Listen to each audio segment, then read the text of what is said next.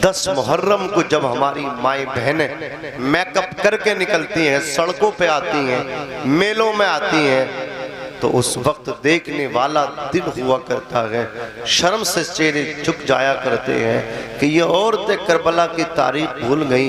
वहाँ तो चादरें छीन ली गई थी। उन औरतों ने, हुसैन के घर की औरतों ने, बीबियों ने, बेटियों ने जब उनके सरों से चादरें छीनी थी तो अपने बालों को खोल के उन्होंने अपने चेहरों पर डाल लिया था। और ये आज खिलखिलाती फिर रही है, मेकअप किट लेकर के, श्रृंगार करके अल्लाह अकबर अपने घर से निकलती हैं और इस वजह से नमाज नहीं पढ़ती। नमाज पढ़ेंगी तो जो मेकअप किया है वो क्रीम पाउडर सब का सब धुल के ख़त्म हो जाएगा। मैं पूछना चाहता हूँ, उधर अपना जवान भाई दे दिया ज़ैनब ने, उसके बावजूद भी सजदा नहीं छोड़ा। बच्चों को दे दिया मजहब इस्लाम के लिए, सजदा नहीं छोड़ा, पर्दा नहीं छोड़ा। मैं पूछना चाहता हूँ, तुमने भी कोई अपना बेटा मजहब इस्लाम की खातिर दिया है? तुमने भी अपना शोहर मजहब इस्लाम की खातिर दिया है? काश तुम्हारा शोहर भी मजहब इस्लाम के लिए कुर्बान होता तो तुम्हें भी एहसास होता मजहब इस्लाम किस चीज का नाम है। तुम्हारा भी जवान बेटा मजहब इस्लाम के लिए जाता तो तुम भी आज मेकअप करके अपने घरों से नहीं निकलती, बल्कि जानामाज बिछा करके अल्लाह अकबर सजदे में रख के कहती, या अल्लाह मेरे बेटे की शहादत को कबूल फरमा ले, या अल्लाह मेरे बेटे की कुर्बानी को कबूल फरमा ले। तुम्हें तो पता नहीं कौन सी खुशी है कि आज मुहर्रम है, त्योहार के तौर पर तुम उसको मनाते हो। घर घर में नियाज होगी हुसैन की, सबीले होंगे हुसैन की, लेकिन हुसैन ने जब सर अपना यजीदियों को दिया था तो लिखने वालों ने लिखा है कि हुसैन का सर सजदे में था। हुसैन सजदे में सर कटा रहे थे, लेकिन यही हुसैन का आशिक जो दावे करता मैं हुसैन का आशिक हूँ, ये आशूरे के दिन भी नमाज नहीं पढ़ता, 10 मुहर्रम को भी नमाज नहीं पढ़ता। और ये हुसैनियत समझता है कि जितना ढोल बजा लूँगा वो तो मुझसे पक्का कोई हुसैनी नहीं। करबला में दोनों चीज़ें हैं, ढोल भी है और करबला में नमाज भी है। अब आप सोच लीजिए, नमाज किधर है, ढोल किधर है? नमाज हुसैन के साथ थी, ढोल यजीदियों के साथ था। ढोल अल्लाह अकबर जो बजाया था वो यजीदियों ने बजाया था, वो नमाज हुसैनियों ने पढ़ के दिखाई थी। बोलो, तो अगर सच्चे हुसैनी हो तो हुसैनियत अल्लाह अकबर ढोल बजाने का नाम नहीं, हुसैनियत नमाज पढ़ने का नाम है। हुसैनियत किसका नाम है? बोलो ना, नमाज पढ़ने का नाम है, कुरान पढ़ने का नाम है। करबला के अंदर हमें ऐसे ऐसे जवानों की माओं के किस्से भी मिलते हैं। हजरत अब्दुल्ला बिन वहब कल्बी रज़ी अल्लाह ताला अन्हु अज़ीज़ाने मिल्लत इस्लामिया, इनकी शादी नई नई शादी हुई है। इनकी वालिदा मोहतरमा कहती, बेटे मेरे बेटे मैंने मैंने मैंने मैंने मालूम है, ऐ मेरे बेटे तेरी नई शादी हुई है, तुझे तेरी बीबी की मोहब्बत कहे, हुसैन की राह में कुर्बान होने से रोक न ले, हुसैन की मोहब्बत में शहादत का जाम पीने से रोक न ले। माँ से बेटा कहता, माँ कहना क्या चाहती हो? माँ ने कहा था, बेटे अगर मेरे दूध का हक अदा करना चाहते हो तो आज पूरा वक्त आया है हुसैन पे, जाके हुसैन की तरफ से मुकाबला करो और अपनी जान को दे दो। मैं भी फख्र करूंगी, या अल्लाह मेरा बेटा भी हुसैन के लिए कुर्बान हुआ था तो मेरा भी शहीदों की माओं में शुमार हो जाएगा। माँ ने बेटे को तैयार किया, बेटा पहुंचा है, 17 या 18 दिन अभी शादी को हुए थे। हजरत अब्दुल्ला बिन वहब कल्बी रज़ी अल्लाह ताला अन्हु जब मैदान में पहुंचे हैं, मुकाबला हुआ है, लड़ते रहे, उनकी बूढ़ी माँ देखती रही, उनका बेटा जब लड़ा था देखते रहे। आखिर उनके बेटे की शहादत का वक्त करीब आया, उनके बेटे ने शहादत का जाम पिया। अम्मा आई है, माँ ने आकर के अल्लाह अकबर कबीरा अपने बेटे को देखा है और देखने के बाद कहा है, मैं अल्लाह अकबर कामयाब हो गई, मेरा बेटा कामयाब हो गया। किसी ने कहा था तेरा बेटा खाको खून में खलता है, तेरा बेटा करबला की जमीन पे तड़प के शहादत का जाम नोश कर गया है, तो इसको कामयाबी का नाम देती है। माँ ने कहा था हाँ मैं इसी को कामयाबी का नाम देती हूँ। कल जब मैदान महशर में शहीदों की माओं को पुकारा जाएगा तो मुझे महरूम नहीं किया जाएगा, मुझे भी बुलाया जाएगा, मुझे भी बुलाया जाएगा, मुझे महरूम नहीं किया जाएगा। अज़ीज़ाने मिल्लत इस्लामिया, रूह को समझे मजहब इस्लाम की। मजहब इस्लाम तुमसे कुर्बानी मांगता है, कुर्बानी दे दीजिए अपने वक्त की। 5 टाइम की तो कुर्बानी मांगता 24 घंटे में, मुश्किल से आधा घंटा आप दे दीजिए अल्लाह की इबादत के लिए। नमाज पंचगाना को पाबंदी के साथ आप अदा कर लीजिए। किसी ने कहा था कामयाबी अगर चाहते हो तो नमाज पढ़ो, बगैर इसके कामयाबी ऊंचा बोलो मिल ही नहीं सकती, मिल ही नहीं सकती। आपके घर में खुशहाली आ ही नहीं सकती।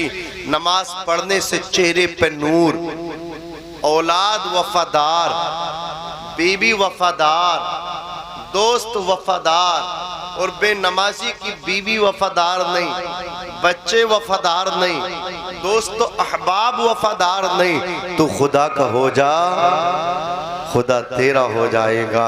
मन कान लिल्लाही फकान अल्लाहु लहू, जो अल्लाह का हो जाता है अल्लाह रब्बुल इज्जत उसका हो जाता है। हज़रात गिरामी, तो हमें आप सबको चाहिए पाबंदी के साथ नमाज को हम अदा करें। माएँ बहनें बैठी हैं, पाबंदी से नमाज अदा करें। एक खातून का वाक़या मैं आपके सामने रखता हूँ। हज़रात मेरे आका सल्लल्लाहु अलैहि वसल्लम की बारगाह में एक खातून आई, आकर के अर्ज़ किया या रसूल अल्लाह मैं हलाक हो गई। मेरे नबी फरमाते हैं क्या गुनाह हुआ तुमसे? कहने लगी आका, बताते हुए कलेजा मुंह को आता है। मेरे नबी फरमाते हैं बताओ खातून, बताओ ना औरत, तुमने कौन सा गुनाह किया? खातून कहती है या रसूल अल्लाह मेरा शोहर सफ़र पे गया था, शोहर की अदम मौजूदगी में एक मर्द से मेरे वो संबंध, वो नाजायज़ ताल्लुकात कायम हो गए जो मेरे लिए जायज़ न थे। या रसूल अल्लाह फिर हमल ठहर गया, बच्चा नाजायज़ तरीके से। या रसूल अल्लाह जब वो बच्चा हुआ दुनिया में आया तो मैंने उस बच्चे का गला दबा दिया। या रसूल अल्लाह मैंने उस बच्चे को मार दिया। कैसे कैसे लोग, अल्लाह अकबर, कितने कट्टर लोग ज़मीन के ऊपर पैदा हुए कि उन्होंने अपने पेट से पैदा होने वाले बच्चों को मार दिया। अभी की बात है, एक औरत जो थी अमेरिका से पढ़ के आई थी। आप देखें कितनी तालीम, वो लड़की जिसने अमेरिका से तालीम हासिल की हो, उस औरत ने अपने 4 साल के बच्चे को अल्लाह अकबर कत्ल कर दिया। वो औरत आई अजीज़ाने मिल्लत इस्लामिया गोवा एक होटल में वो खातून रही और होटल में उसने कमरा लिया। कमरा लेने के बाद उसने अपने बच्चे को कत्ल किया, मर्डर किया, और फिर उसने अपने बैग में उसके टुकड़े बच्चे के रख लिए। उसका सगा लड़का, उसके पेट में रहने वाला बच्चा, उसका दूध पीने वाला बच्चा। यार माओ की ममता कितनी मशहूर है। किसी ने कहा था माँ मौत की आगोश में जब थक के सो जाती है माँ, तब कहीं जाके थोड़ा सा सुकून पाती है माँ। प्यार कहते हैं किसे, ममता क्या चीज है? कोई उन बच्चों से पूछे जिनकी मर जाती है माँ, माँ तो उसको कहते हैं। दस्तरखान पे खाने वाले 5 हो, रोटियां 4 हो, तो कोई नहीं कहता, माँ कहती है मुझे भूख नहीं है, तुम चारों भाई मिलके आपस में एक एक रोटी खा लो। ये माँ है जो अपने हिस्से की रोटी अपने बच्चों को खिला देती है। एक अल्लाह अकबर औरत का इंतकाल हुआ। हजरात उसके शोहर ने दूसरा निकाह कर लिया। उसने एक दिन अपने बच्चे से मालूम किया बेटे वो तुम्हारी जो माँ थी, हकीकी माँ थी, ये तुम्हारी सौतेली माँ है। बेटे तुम्हारी हकीकी और सौतेली माँ में फर्क क्या है, फर्क बताओगे? बच्चा कहने लगा अब्बा जी फर्क ये है, वो जो मेरी ओरिजिनल माँ थी जिसके पेट से मैं पैदा हुआ वो झूठी थी, और ये जो सौतेली माँ है ना ये सच्ची माँ आप लेकर के आए हैं मेरे लिए। कहा बेटे क्या मतलब? वो हकीकी माँ उसको किस्म से मुत्तसिफ, उसको झूठा कहते हो और इसे सच्चा कहते हो, बात बताओ बात क्या है। बच्चे ने कहा था अब्बा जान, जब मैं कोई गलती कर दिया करता था, उस मेरी सगी हकीकी माँ मुझको डांट करके कहती थी, ज़ज्र तौबीख करती थी और कहती थी आज तुम्हें खाना नहीं दिया जाएगा। अब्बा जी मैं जब घर से निकलता था, अभी दोपहर का वक्त ही आता था और बात शाम तक की होती थी, वो मेरी माँ मुझे तलाश करती हुई गलियों में पता लगाती फिरती थी। वो मेरे यारों से पूछती थी, वो मेरे दोस्तों से पूछती थी, किसी ने मेरे बेटे को देखा है, किसी ने मेरे बेटे को देखा है। वो दीवानों की तरह दौड़ती थी, वो दीवानों की तरह गलियों में मुझे तलाश करती थी। तलाश बिस्यार के बाद जब वो मुझे पा लेती थी, मुझसे कहती थी लाल घर को चलो। मैं कहता था मुझे नहीं जाना, तो वो मेरी खुशामद करती थी, मुझे घर ले करके आती थी। अब वो कहता अब्बा जी, वो फिर मेरे सामने खाना परोसती थी, वो मेरे सामने खाना रखती थी और मुझसे कहती थी लाल खाना खा ले। वो कहता अब्बा जी, मैं कहता था मुझे खाना नहीं खाना, तो मेरी माँ बहुत ज्यादा रोती थी और रो रो करके कसमें दे दे करके अल्लाह अकबर अपने प्यार की दास्तान सुना सुना करके बड़े प्यार से रो रो करके मेरी खुशामद करके मुझे खाना खिलाती थी। अल्लाह अकबर कबीरा। वो कहती थी खाना शाम तक नहीं दूंगी, वो मुझे तलाश करती थी, तलाश करके दस्तरखान पे बिठा के रो रो करके मुझे खाना खिलाती थी। लेकिन ये जो मेरी सौतेली माँ है, अब जब मुझसे कोई गलती हो जाती है, ये कहती है आज तुझे खाना नहीं दूंगी। अब्बा जान दोपहर में भी भूखा रहता हो, जब शाम का वक्त आता है शाम में भी बिस्तर पे अकेला अल्लाह अकबर रोता रहता हो। ये जो वादा करती है निभाती है, ये जो बात कहती है पूरी करती है, ये फिर मुझे खाना नहीं देती है।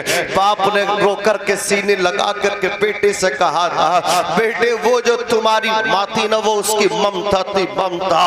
अल्लाह अकबर कबीर। उसके सीने में जो अल्लाह ने दिल दिया था, उस दिल के अंदर बेटे तेरी मोहब्बत को डाला था।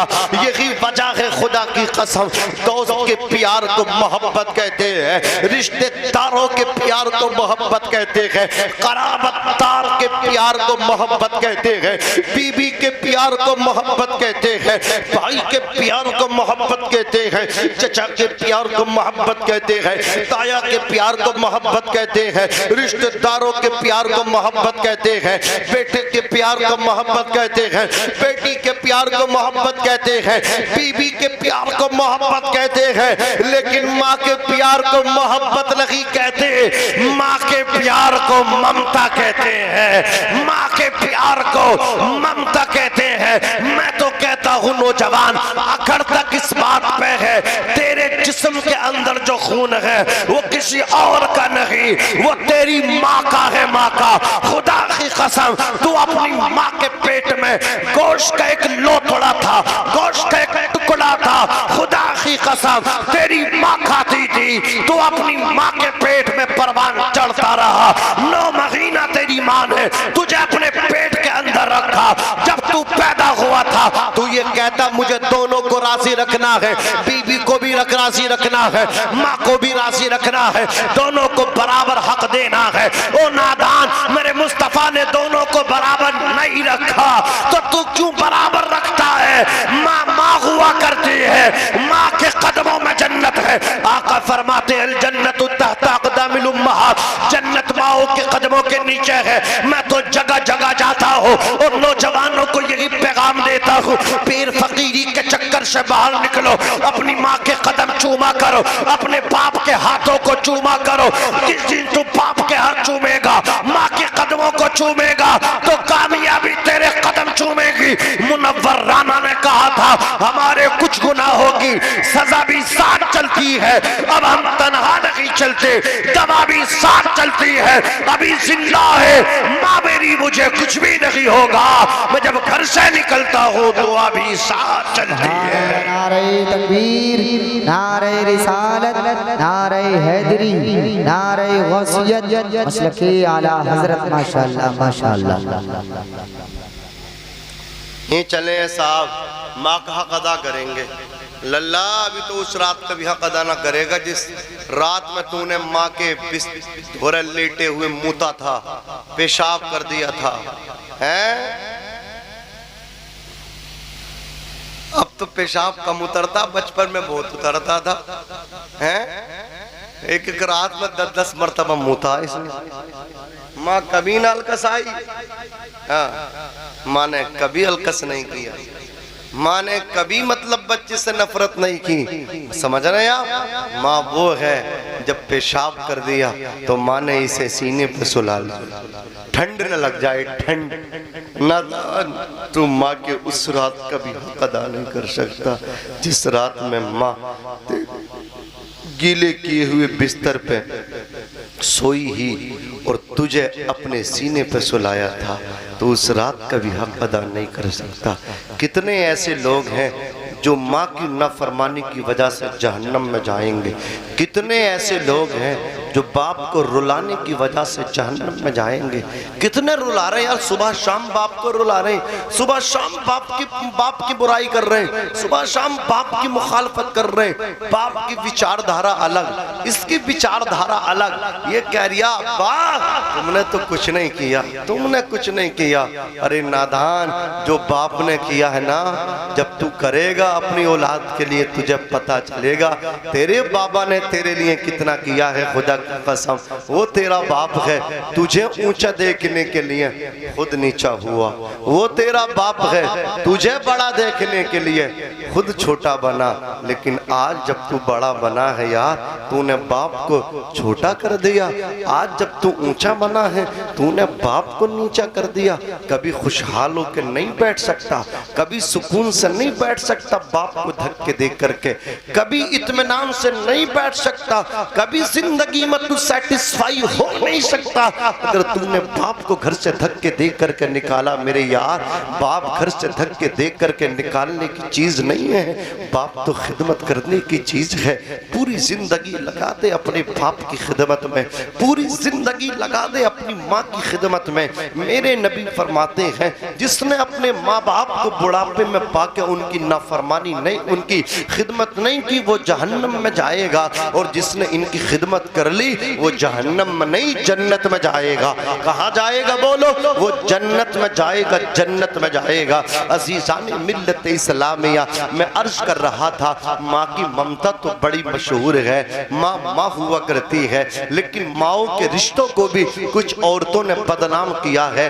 अमेरिका पढ़ के आई है वो खातून, हजरात गिरामी बेंगलोर कर्नाटक से हजरात गिरामी वो आई गोवा, और गोवा में एक अल्लाह अकबर होटल में पहुंची। मैनेजर से उसने जो है कमरे को बुक किया। जब कमरा बुक हो गया तो अपने 4 साल के बच्चे को उसने कत्ल किया, टुकड़े कर करके। अल्लाह अकबर, उस औरत ने अपने बैग में उस बच्चे को रखा और अब वहां से चलने का इरादा किया।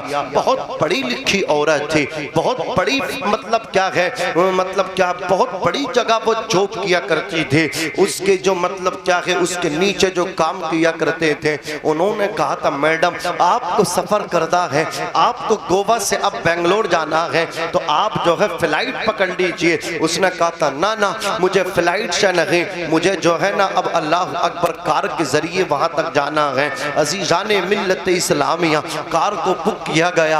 अब रात बहुत लंबा सफर था, 360 किलोमीटर की कमोबेश दूरी थी। अब वो क्यों जा रही है कार से? इसलिए कि अगर उसमें लगेज जाएगा, अगर वो मतलब एरोप्लेन से जाएगी तो चेक इन होगी, पकड़ी जाएगी। बहरहाल जब ये औरत निकल गई वहां से, जब सफाई कर्मचारी होटल में आया, उस रूम के अंदर वो पहुंचा, उसने जगह जगह धब्बे देखे। उसने होटल के मैनेजर को इसकी आगाह किया कि इस तरह मैंने कमरे के अंदर खून के जगह जगह धब्बे लगे हुए देखे। उसने फौरन जाकर के चेक किया और पुलिस स्टेशन को उसने फोन किया। पुलिस आई, आकर के उसने कहा सीसीटीवी की फुटेज निकालो। चेक किए गए, कैमरे को चेक किया गया। तो वो जब वो औरत एंट्री लेती है, होटल के रूम में पहुंचती है, तो उसकी गोद में बच्चा था। लेकिन जब वो होटल से बाहर आ रही है तो गोद में बच्चा नहीं। फौरन उस औरत को, उस ड्राइवर को मतलब क्या है फोन लगाया,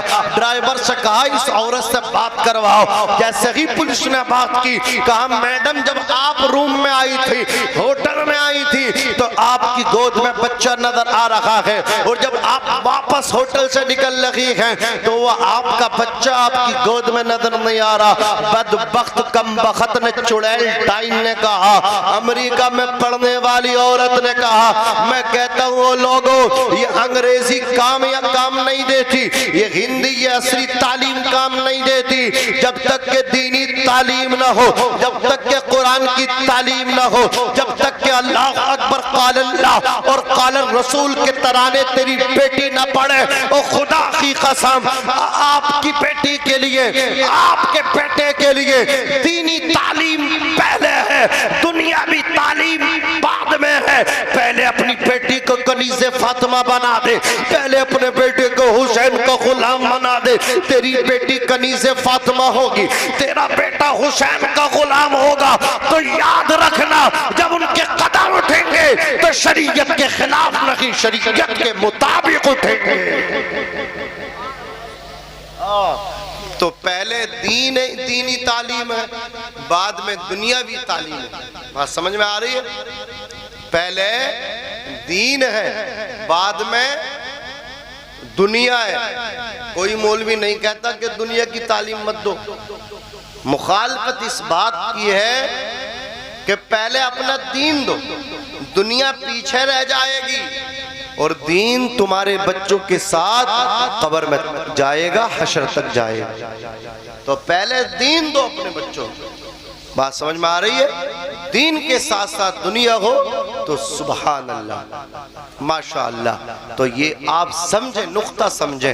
तो उस औरत ने कहा, साहब वो मेरा बच्चा तो मैंने रिश्तेदारी में भेज दिया।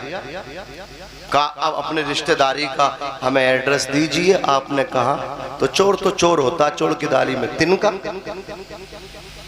समझ रहे? चोर की दाढ़ी में तिनका। बादशाह ने कहा था भाई वो रुई चोरी हो गई थी। बादशाह ने कहा जिसने रुई चुराई होगी उसकी दाढ़ी में तिनका होगा। तो जाहिर सी बात है, पहले बादशाह भी चालाक होते थे, आज की तरह थोड़े ही छोड़ने तैयार ना हो, कुछ न रिया छोड़ने तैयार ना। ओ भाई कुर्सी है तुम्हारी, ये जनाजा तो नहीं है। जब कुछ कर नहीं सकते तो उतर क्यों नहीं जाते? या तो कुछ करो या तो वादे पूरे करो। जितने लाख का वादा किया था वो दो, 15 का वादा 15 का, वो 15 लाख दो। तो ये हालात है। बहरहाल वो पहले बादशाह बड़े चालाक होते थे। कहा भाई जिसने भी पुंबे चुराए हैं, जिसने भी रुई चुराई है, वो इतना बड़ा बेवकूफ है, रात में रुई चुराई और हमारे दरबार में ऐसे ही आ गए, दाढ़ी तक साफ करके ना आए। अब जिसने चुराई थी उसे ही लगा यार शायद मेरी दाढ़ी में जो है ना रुई लग रही है। उसने फौरन चुपके दाढ़ी साफ करना शुरू कर दी। बादशाह ने पहचान लिया ये चोर। तभी से मिसाल बन गई, चोर की दाढ़ी में तिनका। चोर तो चोर होता। उसने कहा साहब मैंने रिश्तेदारी में बच्चा भेज दिया। बोले एड्रेस दो, एड्रेस दे नहीं पाई। तो उस गाड़ी ड्राइवर से कहा कि इसको जो करीब में तुम्हारा पुलिस स्टेशन हो वहाँ ले जाओ। उसने पुलिस स्टेशन में जाकर के कर्नाटक में गाड़ी डाल दी। फिर वहाँ की गोवा की पुलिस का फ़ोन आया कि इसका जो सामान है, बैग है, वो चेक करो। जब बैग चेक किया तो उस बदबख्त ने 4 साल के बच्चे को टुकड़े कर करके अपने बैग के अंदर रख के रखा था। ज़रा मुझे बताओ तो सही, ये भी औरतें हैं खुदा की कसम जो अपने बच्चों के टुकड़े किए और बैग में रख कर? अल्लाह अकबर कबीरा। सोचो तो सही। लेकिन ये कब होता है? जब दुनियावी तालीम होती है। कोई मजहब इस्लाम की बेटी ऐसे कर सकती है? सैयदा फातिमा के कनीज़ ऐसे कर सकती है? नहीं कर सकती। वो उसका दूसरे मजहब से ताल्लुक़ है, उसे क्या पता उसके कदमों में जन्नत है। ये तो मुस्तफ़ा ने फरमाया ना, तेरे कदमों में जन्नत है, अगर तू माँ है ना तेरे कदमों के नीचे जन्नत है। जितना सम्मान और जितनी इज्जत मजहब इस्लाम ने औरतों को दिए ना, उतनी इज्जत किसी मजहब ने नहीं दी है। खुदा की कसम मेरे नबी ने तो इतनी इज्जत दी, इतनी इज्जत दी, इतनी इज्जत दी। मेरे आका फरमाते हैं बेटे नेमत हैं और बेटियां रहमत हैं। बेटियों को रहमत कहा। मेरे नबी ने फरमाया जिसकी 3 बेटियां हो खुशी के साथ परवरिश करे, फिर निकाह कर दे, वो मेरे साथ जन्नत में रहेगा। सुभान अल्लाह। सोचो यार, मेरे मुस्तफ़ा ने बेटियों की बिशारत, बेटियों की पैदाइश पे खुशखबरी दी। जब बेटी पैदा होती है, रहमत के फरिश्ते आके पूरे घर वालों को मुबारकबाद देते हैं। बेटी के बाप से कहते मुबारक हो बेटी का आना, माँ से कहते मुबारक हो बेटी का आना, घर वालों से कहते हैं ओ घर वालों मुबारक हो, तुम्हारे घर में खुदा की रहमत आई है। सुभान अल्लाह। हजरत सैयदना मूसा अलैहिस्सलाम ने अर्ज किया, अल्लाह जब तू खूब खुश होता है तो किस चीज का हुक्म देता है? रब फरमाता, जब मैं खूब खुश होता हूँ तो बेटियों की पैदाइश करता हूँ। बेटियां पैदा होती हैं तो रब खुश होता है। जिस घर में बेटी पैदा हो जाए तो रब की खुशी का वो जरिया है। सुभान अल्लाह। मेरे नबी फरमाते हैं, जिस औरत का सबसे पहला जो बच्चा बेटा नहीं बल्कि बेटी हो, आका फरमाते हैं वो औरत खुश नसीब है, वो बाप खुश नसीब है। जिनके यहाँ सबसे पहला बच्चा बेटी हो जाए वो माँ बाप खुश नसीब है। हुजूर खुशखबरी दे रहे हैं बेटियों की पैदाइश में। सुभान अल्लाह। ये इज्जतें, ये अजमतें किसी और ने नहीं, ये मजहब इस्लाम ने दी हैं। आज कुछ लोग टीवी पे बैठ के, टेलीविजन पे बैठ के कहते हैं, भड़काऊ इश्तियाल अंगेज बयान देते हैं, फिर भड़काऊ मुसलमानों को कहते हैं भड़काते तुम हो, हम तो अमन पसंद हैं। सुभान अल्लाह। अमन पसंद हैं। ये कहते मजहब इस्लाम ने औरतों को चार दीवारी के अंदर मुक़य्यद कैद कर दिया, इन्हें पर्दा दिया है। मैं पूछना चाहता हूँ खुदा की कसम, औरत की इज्जत पर्दे में है या पर्दे में नहीं? तो आप सबका जवाब होगा औरत की इज्जत पर्दे में है। औरत की इज्जत बोलो पर्दे में है। औरत की इज्जत पर्दे में है। औरत का जेवर ये जो है ना, कानों के झाले और कुंडल नहीं है। औरतों का जेवर सोना चांदी नहीं है, बल्कि औरत का सबसे अच्छा जेवर पर्दा है। जोर से बोलो क्या है? हया का जेवर है, पर्दे का जेवर है। कोई बता नहीं सकता खुदा की कसम। सैयदा तैयबा हजरत फातिमा ज़हरा रज़ियल्लाहु ताला अन्हा, एक चादर जिसमें 72 पैबंद थे। पर्दे का आलम ये था, नबी की शहजादी हसन हुसैन की वालदा ऐसा पर्दा करती थी कि आसमान में निकलने वाला ये शम्सो कमर, ये चांदो सूरज भी सैयदा फातिमा ज़हरा रज़ियल्लाहु ताला अन्हा के बालों की सियाही तक को ना देख सका। ये उनके पर्दे का आलम है। तो और तो तुम्हारी इज्जत पर्दे में है। वो लोग चाहते हैं तुम्हें बेपर्दा घरों से निकालना, वो और तो तुम्हें बेपर्दा निकालना चाहते हैं, फिर तुम्हारे जज्बात से खेलना चाहते हैं। लिहाजा होशियारी इसी में है कि तुम मुस्तफ़ा जाने रहमत की शरीयत के मुताबिक जिंदगी गुजारो। किस तरह गुजारो? बोलो मुस्तफ़ा जाने रहमत की शरीयत के मुताबिक अपनी जिंदगी को गुजारो। तो पहली चीज क्या है? हमें आप सबको क्या करना चाहिए? 5 टाइम की नमाज पढ़नी चाहिए। बोलो पढ़नी चाहिए कि नहीं पढ़नी चाहिए? 5 टाइम की नमाज पढ़नी चाहिए, पाबंदी के साथ पढ़नी चाहिए। हर बालिग आकिल सुन्नी सहीहुल अकीदा मुसलमान मर्द औरत पे कितनी नमाजें फर्ज हैं? 5। लेकिन हुजूर को कितनी मिली थी? 50। ये 45 हुजूर ने कम कराई हजरत मूसा के कहने पे। एक मर्तबा चले गए, 5 को माइनस की करवाया, फिर गए 5 को, फिर गए 5 को, फिर इसी तरह 9 मर्तबा चले गए। बची कितनी? 5। अब जो जुम्मा पढ़ते हैं वो सोचते हैं यार एक बार और चले जाते तो फिर काम ही मतलब क्या नहीं आसान हो जाता। ये भी ना पढ़नी पड़ती। ये हंसने की बात नहीं है। कुछ लोग हैं ऐसे जो कह दिया करते हैं, लेकिन कान खोल करके सुन लो। हुजूर जब अल्लाह की बारगाह में 9 मर्तबा गए, 5 नमाजें बची, 45 माइनस हो गई, कम हो गई, माफ हो गई। आका रहे उम्मत के लिए तोहफा लेकर के रब तबारक व तआला फरमा रहा, महबूब हमने आपको 50 नमाजें दी थी, लेकिन 45 को आपके कहने पे कम कर दी। लेकिन आपकी उम्मत पाबंदी के साथ जब 5 नमाजों को अदा करेगी तो हमारे सवाब में कमी नहीं, बल्कि पढ़ेंगे 5 और सवाब हम अता करेंगे 50 का। इतना 50 का सवाब मिलेगा। तो कहीं से कहीं तक भाग लो, किसी मियाँ तक चले जाओ, किसी मियाँ की तावीज में इतना दम नहीं है कि तुम नमाज ना पढ़ो और तुम्हारे कामों में फायदा हो जाए, नहीं हो सकता। अगर कोई है तो वो सिर्फ और सिर्फ जादूगरी है। अगर कोई ऐसा कर सकता है तो वो शिपली इल्म है, समझ रहे हैं? वो शिपली है, वो शोबदाबाजी है, वो जादूगरी है, वरना सबसे बड़े पीर गौसे आजम है। उनसे बड़ा कोई पीर है? विलायत उन्हीं के यहाँ से मिलती है। सैयदना गौसे आजम रज़ियल्लाहु ताला अन्हु फरमाते हैं, बेनमाजी को मुसलमानों के कब्रिस्तान में भी दफन न किया जाए। सोच लो अच्छी तरह, ये पीरों के पीर हैं। बेनमाजी के लिए क्या कह रहे हैं कि मुसलमानों के कब्रिस्तान में भी दफन न किया जाए। सुल्तान बाहू फरमा रहे हैं, बेनमाजी से खिंजीर पना मांगता है।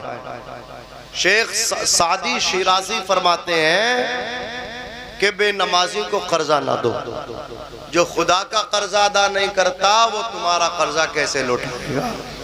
इमाम मालिक इरशाद फरमाते, बेनमाजी का मजहब इस्लाम में कोई हिस्सा नहीं है, कोई हिस्सा नहीं है।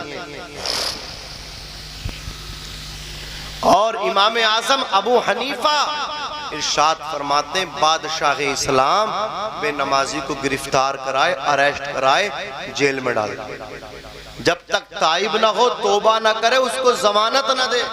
यानी कहीं से कहीं तक कोई गुंजाइश नहीं है बेनमाजी को मजहब इस्लाम में।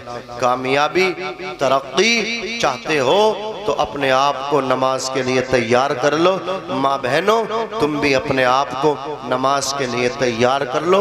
नमाज पढ़ने से चेहरे पर नूर आता है, किसी लिपस्टिक, क्रीम, पाउडर से वो नूर नहीं मिलता जो नमाज के लिए वजू करने से चेहरे पर नूर आता है। सभी के सामने एक दिन जरूर आता है, ये हुस्न फानी है, चूंकर गुरूर आता है।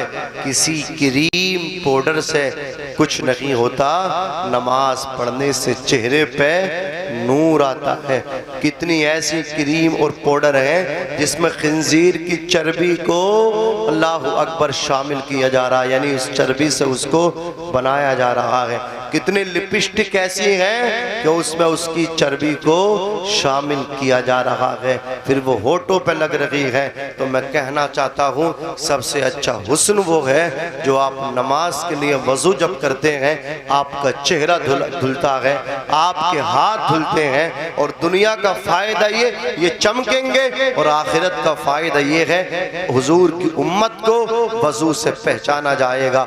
आज़ाए वजू जो है, हाथ, पैर, चेहरा, ये सब के सब मैदान महशर में चमकते हुए नजर आएंगे। मेरे नबी ने फरमाया, मेरी उम्मत को वजू से पहचान लिया जाएगा। जो वजू में उनके आज़ा धुलते हैं, आज़ाए वजू से उनको पहचाना जाएगा, आज़ाए वजू उनके चमकते होंगे। तो लिहाजा अपने आप को तैयार कर लो नमाज के लिए। अल्लाह ताला कुरान मुक़द्दस में इरशाद फरमाता है, वअबुदुल्लाह वला तुश्रिकू बिही शैआ, और तुम अल्लाह की इबादत करो, उसकी ज़ातो सिफात में किसी को शरीक न ठहराओ। वबिल वालिदैन एहसाना, अपने बाप के साथ हुस्न सुलूक करो, अपनी माँ के साथ हुस्न सुलूक करो। लिहाजा मैं भी तौबा करता हूँ, आप भी तौबा कीजिए। अस्तगफिरुल्लाह रब्बी मिन कुल्ली ज़ंबिन व अतूबु इलैहि। बुलंद आवाज से कलमा शरीफ पढ़िए, ला इलाहा इल्लल्लाह मुहम्मदुर रसूलुल्लाह सल्लल्लाहु अलैहि वसल्लम। शाहस्त हुसैन, बादशाह हस्त हुसैन, दी नस्त हुसैन, दी पनाह हस्त हुसैन, सरदाद नदाद दस्त दर दस्त यजीद, हक्का के बिनाए ला इलाहा हस्त हुसैन। हुसैन का महीना आ रहा मुहर्रम का, ताजिया दारों से मैं कहना चाहता हूँ, हुसैन के नाम पे ताजिया बना के जबरदस्ती जो चंदा लेते हैं, किसी को परेशान मत करना, जो खुशी से दे, खुदा की कसम हुसैन ने नहीं कहा मेरा नाम लेके किसी को परेशान करना। अल्लाह अकबर कबीरा, उनका नाम लेकर के गुंडागर्दी करना, ढोल ताशे बजाना। हुसैन से अगर सच्ची मोहब्बत है सुन्नियों तुम्हें तो कुरान ख़्वानी करना, नमाज़ें पढ़ना, सजदे करना।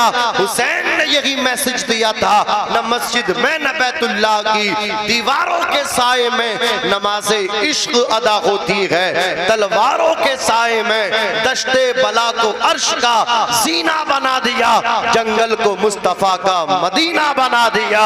अज़ीज़ान मिल्लत इस्लामिया एक मर्तबा और पढ़िए ला इलाहा इल्लल्लाह मुहम्मदुर रसूलुल्लाह सल्लल्लाहु अलैहि वसल्लम व मा अलैना इल्लल बलाग। अस्सलामु अलैकुम व रहमतुल्लाहि व बरकातहू।